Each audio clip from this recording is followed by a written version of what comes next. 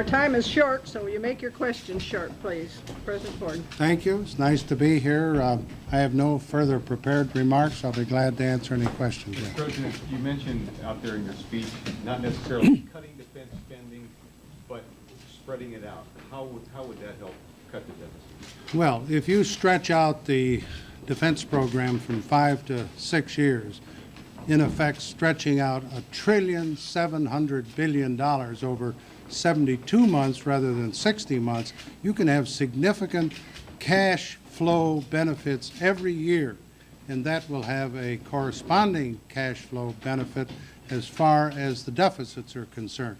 I would say that it would save in cash flow at least $15 to $25 billion, depending on just how you implemented it. But it would be a significant contribution to debt reduction. How important is debt reduction? Well, I happen to believe that reduction of our deficits is the only way we can guarantee that we'll have continued prosperity for the next 5 years.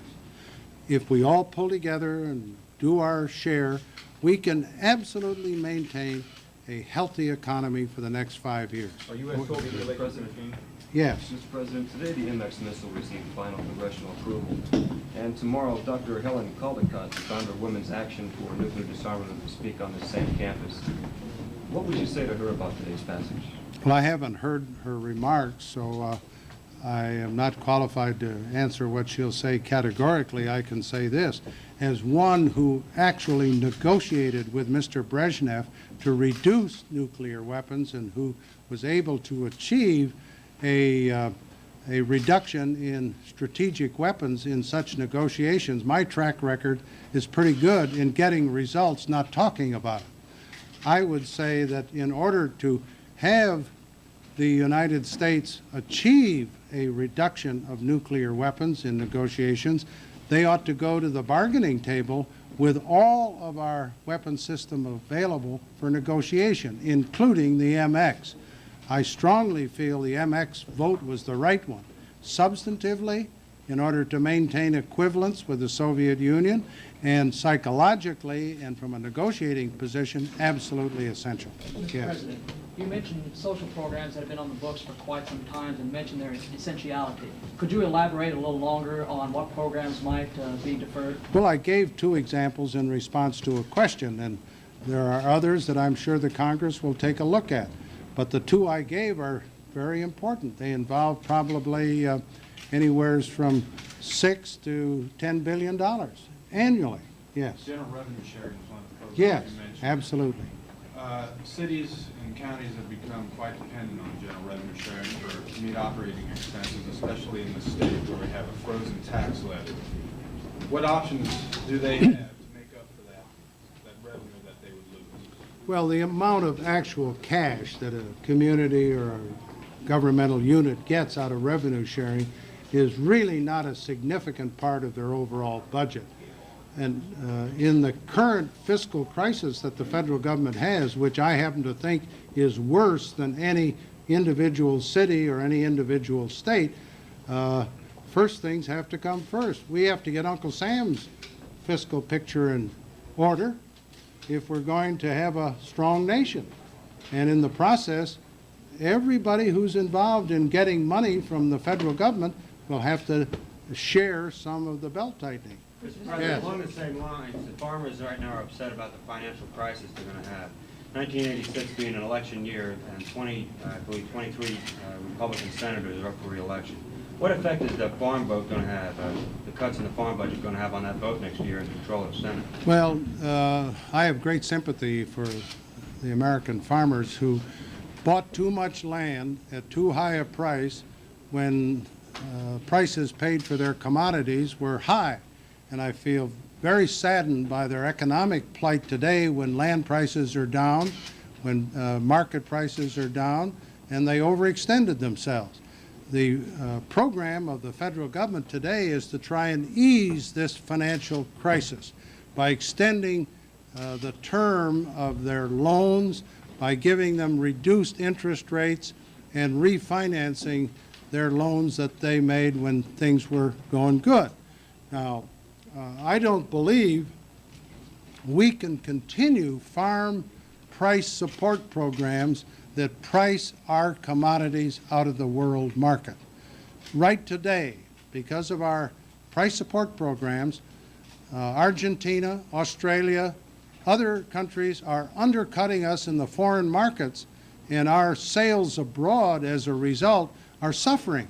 We've got to be competitive. We're the most efficient agricultural country in the world.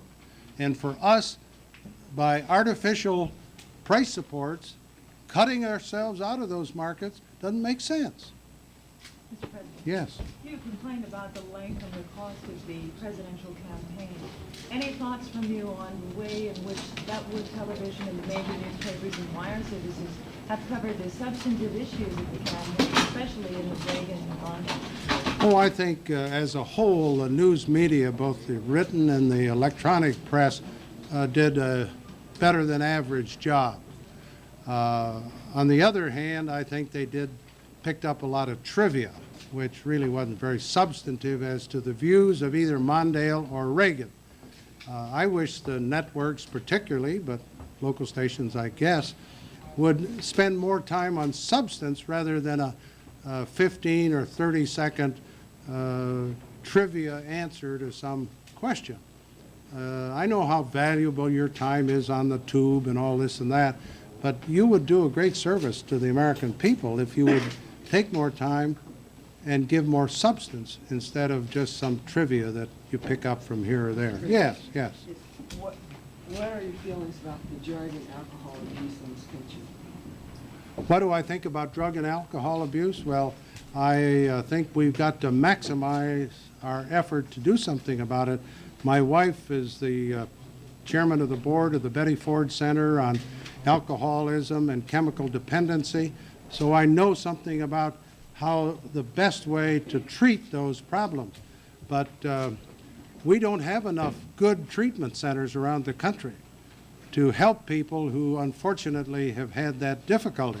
On the other hand, we ought to do more of education among young people to point out the evils of either alcoholism or drug addiction. So if you try to help those who unfortunately are affected, and you try to educate those who have not yet been affected, I think that's the proper way. Mr. President, you highlighted some of the changes you'd like to see in the presidential nominating process. Do you think those will become reality? Well, I think there's a movement afoot. As a matter of fact, in my Ford library at the University of Michigan, we're having a 2.5-day conference on how to improve the election or nomination process. And there's another group under former Congressman Mel Laird and former Democratic National Chairman Bob Strauss at Georgetown University, which is going to do much the same thing. Maybe we can get some momentum going. Maybe we can get some momentum going to bring about necessary legislation. Yes? Did you say that 40 million drop of the deficit reduces the rates 1.5%?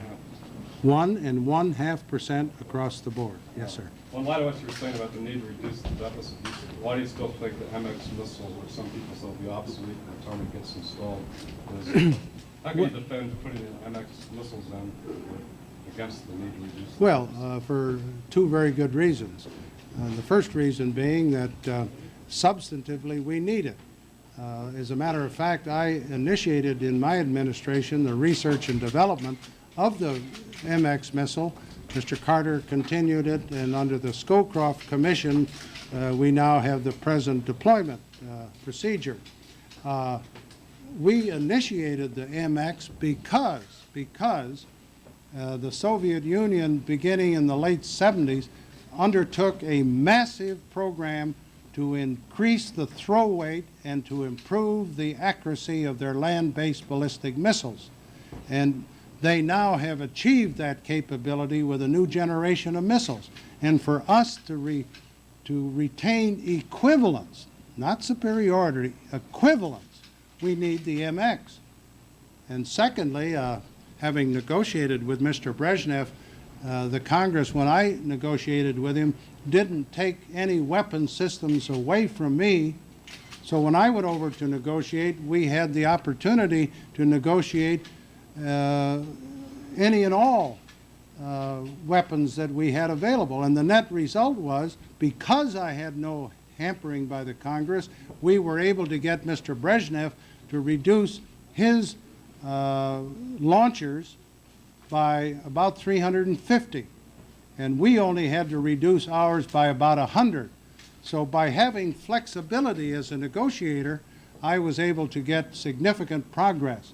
If you take away the MX, Mr. Kampelman and Mr. Glittman and Senator Tower are going to be handicapped in trying to get some responsible reduction. Mr. President, Yes. do you think that our government should interfere with Nicaragua? Well, I think we have an obligation to help the legitimate Nicaraguans, anti-Sandinistas, who want to restore democracy in their country. The current government in Nicaragua is not a democratic government. It's in effect a dictatorship. And there are bona fide Nicaraguans, anti-Sandinistas, who want to restore a democratic society in Nicaragua. I don't see any harm in Americans or our government helping those legitimately. I wouldn't do it covertly, because that's always criticized, but I would permit it to be done overtly. One more, and then we have to go. Somebody back there, yeah. In your autobiography, you refer to Jimmy Carter as having an obsession with civil rights. Do you think this is detrimental to our foreign affairs after he left office in any way? Well, I think you have to have a reasonable point of view. I'm very proud of my administration's record on civil rights, and I'm proud of the voting record I had in the Congress on civil rights. But I think you've got to have a reasonable balance. And in some respects, I think the Carter administration went overboard. One more. Mr. President, Yeah. why do you think the Star Wars defense system will help or hinder U.S., Russian, Soviet? Well, I personally believe we ought to maximize our research and development, primarily research on Star Wars. We're a long, long ways away from developing any hardware. This is extremely far-reaching scientific research.